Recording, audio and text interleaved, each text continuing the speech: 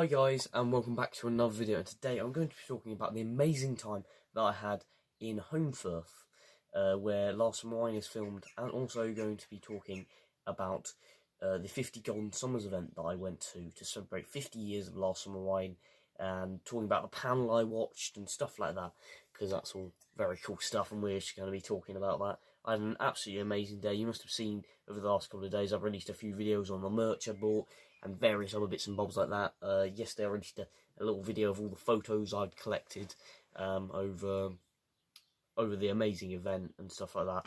I'm also talking about the experience that I went to and stuff like that. So yeah, let's start really. So I woke up about 5 o'clock in the morning, and then I got in the car obviously, and we drove for a very, very long time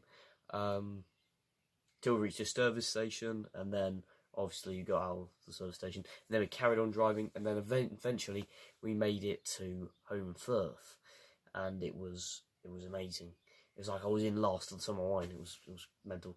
And then we started to look around the various locations. So first we went to go and see Nora Batty's Steps. I filmed a video there. If you want to check that out, a link will be in the comments section. The wine experience was amazing, getting to see all the various bits and bobs, all the kind of like props and the go-kart and things like that. And then also Compost House was very cool, and obviously walking up Nora Batty's Steps and all that, well, that was amazing. I also bought a few stuff in the gift shop, mainly this photo here that I showed off in a previous video. I do have something else to show you, which is a very exciting mug that I left out of my video previously when I reviewed all the merchandise for this very occasion. So let's have a look at the mug I got. So this is the mug that I picked up. It's obviously got all the notable characters in there: Foggy, Clegg, obviously Compo, obviously Pearl, and all that kind of stuff. And obviously got Edie. Obviously got lovely old mug. Just a nice little drink out of that. Very lovely little mug. Very glad I bought that. Also bought various magnets and things like that. There's one of Norman Clegg. There's one of my favourite trios, Seymour, Clegg and Compo, and then there's one of obviously the classic trio there as well. That was all very cool. I also picked up a few bits and bobs. Obviously a map of Holmfirth, you know, all the various locations, bits and bobs like these little cards and things. Yeah, so all that kind of stuff I picked up. You can go and see these all in my little separate video. It's a little summer wine map of all the locations and stuff. Visited a few areas. I couldn't find Clegg's house, which was a bit of a shame, but yeah, that was all very cool. And then we went to Sid's Cafe, and it was absolutely amazing. I'll put some photos on screen now. Outside Sid's Cafe, they had Edie's car, which I got to sit in. I met a guy dressed as Wesley Pegden, and he has actually watched the channel before, which very surprised me. He'd watched my YouTube channel, so big shout out to him. Yeah, so it was quite surreal he'd seen my channel, but yeah, I got to sit in Edie's car. I had to give a little donation to sit in it. I sat in it. It was very cool. It's like I'm not sure whether it was the actual car, but it might have been. But it was very cool experience. And obviously Sid's Cafe, I had a cup of tea, and I also had a scone, and that was very lovely. Very lovely size. I took a few photos on the steps and various areas around there. All very cool stuff, and yeah, all very cool.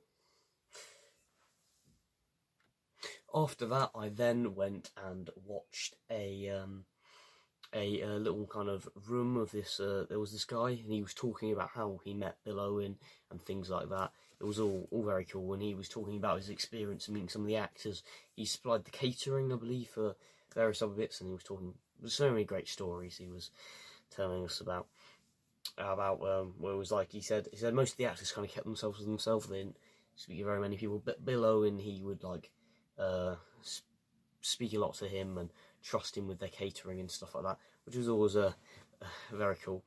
He also spoke about various other things I didn't know. Him and Norman Wisdom didn't particularly like each other because he said that wasn't comedy, that was being stupid or stuff like that, which I found was quite a bit funny. Knowing that Bill Owen and Norman Wisdom didn't particularly like each other, which was quite funny. We also spoke about Tom Owen and Bill Owen, and they didn't get on either, like the father and son, really that much. But yeah, stuff I didn't really know beforehand. But yeah, after that, I then went and visited Peter Salis's grave and Bill Owen's grave. I just got to say thank you for everything they've given me. I've got to say thank you to both of you, Bill Owen and Peter Salis, because I just love this show so much, and I've got to say, without you, that show wouldn't be that show. So RIP to both of you. You're both living legends. You were both living legends. You were just amazing. RIP both of you. Legends. And then after that, we then went to a show, which was very cool, where we got to meet some of the actors and stuff, and that was very cool. I mean, I had probably one of the time of my life. I mean, I got to meet. So I met the Summer Winos, and they were very nice. I spoke to them a bit. Very cool. I'd watched their videos for years. They're just amazing. It was crazy meeting them. And it was also amazing because I got to meet some of the actors and stuff like that. I met David Fennick, and I'll just put a photo of me and David Fennick up on the screen now. To meet Crusher. So the guy who plays Crusher is Jonathan Lindsley. He was absolutely lovely. He was trying to get my dad in a photo, and that was really funny. Yeah, that was so funny. He was a very nice guy, absolutely lovely. And they also signed all of this little thing for me. So look, I got there's David Fennick's autograph there, and then there's obviously there's Crusher's autograph just over there. I also got to meet Tommy Cannon as well. That was an amazing meeting, getting to meet Tommy Cannon. He was absolutely amazing. And the stuff that he was talking about on stage was just so hilarious. I think it was probably one of the best things I've seen in a while. It was very cool. It was so funny. He was talking about him and Bobby and how they was possibly going to go into the series as well, to Last Summer Wine, and that was pretty cool. They never really knew that before. And obviously Stuart Fell, he was talking a lot about how he worked with the two Ronnies and various other stuff like that with Ronnie Barker. And all the various stories he told were very cool stuff. I also got to meet, so David Fennick is something I'm just going to mention. He was amazing. I mean, I was very glad meeting him, and he told me, you must watch the second series. Do you know why he said that? He had seen my review on YouTube of First of the Summer Wine Series 1.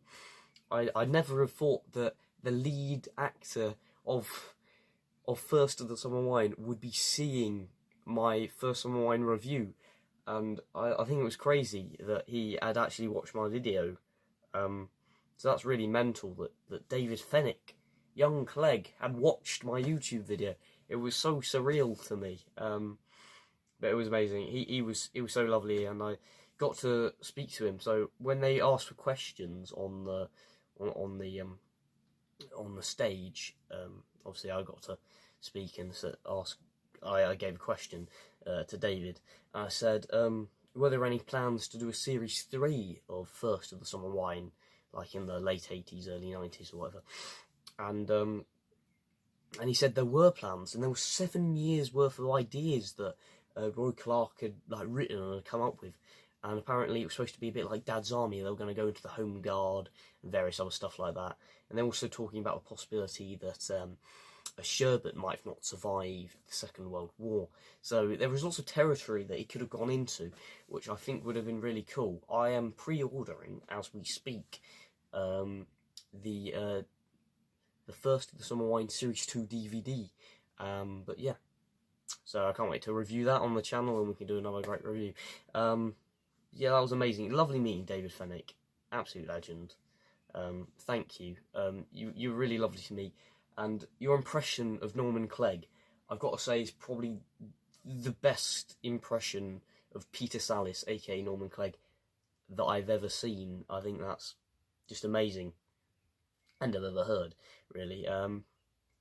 He also spoke about, David Fennick also spoke about all of the stuff that all of the stuff when they filmed First Summer Wine. The pilot was the most expensive pilot the BBC had ever made, and I never knew any of this stuff before, but I think that's pretty much incredible that it cost that much. And apparently they had to, because there was no cobbled roads when they were filming, obviously in the 80s, they had to use like fake, like plastic kind of rubbery stuff to make cobbled roads, which is fairly interesting that I didn't know. And David Fennick also said that he was worried about mocking Peter Sallis's voice, because obviously he was doing his impression of the Diary of Norman Clegg, aged 18 years or whatever. So that's what he was worried about, mocking him. But he actually did that impression on the actual stage, which I thought was very cool as well. But yeah, I still can't get over the fact that he watched my review of First of the Summer Wine. I think that means a lot to me, that he watched that, and I think it's incredible, really. And yeah, I can't wait to review series 2. Yeah, when I get my hands on it. But overall, they were all lovely. All of these people were absolutely amazing. And yeah, Jonathan Linsley, he also spoke about how he'd lost half of his body weight after he got told that he wasn't going to make it to the age of 50 if he was carrying on the way he was. And I think that was it was incredible, and lots of people gave him a lovely clap to Jonathan Linsley, because he'd managed to lose all that weight. And obviously the BBC had to, and obviously Roy Clark had to write him out, because he didn't look like the character anymore because he'd lost so much weight, which was a shame, because Crusher doesn't really get an exit, whereas, you know, other characters do, like obviously Foggy gets a bit of an exit, and obviously Seymour gets an exit, and various other characters get an exit that's actually written into the canon of the show, whereas Crusher doesn't. But I suppose Crusher was kind of only there because of Ivy, so I guess kind of, yeah. But that was incredible, meeting all of these people, amazing, on the 27th of May. So yeah, I believe it took place at the... It all took place at the Civic, which is where I got this signed and got tons of other photos and stuff. I'll put a photo up of the panel. But the one day that I had in Holmfirth is probably one of the best days of my life, really. I've thoroughly enjoyed it.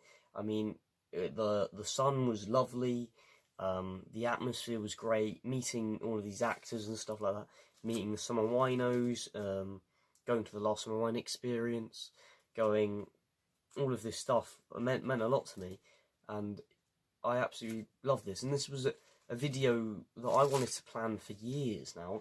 I've been talking about going to Holmfirth for quite a while now. When I first started the YouTube channel, way back in 2021, can't believe it was so long ago, 2 years ago now, I was talking about how I wanted to go there to celebrate 50 years of Last Summer Wine way back then, when I was just little Evan Marnie talking about some of my favourite characters in Last Summer Wine. And now look at me, I went to the experience, I met David Fennick, I met Tommy Cannon, it's crazy. I mean, and I also met Jonathan Linsley, this is amazing. I met Crusher. You remember, in 2020, during that lockdown, I was watching episodes and he was in it. It's mental. And then I'm literally right next to him. It's completely mental. And obviously, Stuart Fell's been in lots of comedies that I'd probably watched. I didn't even realise he was a part of. He's also been in Doctor Who as well, which was mental as well. But yeah, all of those people. And yeah, it was amazing. All of that stuff, I think, is just incredible. This show just means a lot to me. And I've loved this show since I was about, I don't know, about 12. And yeah, I think that during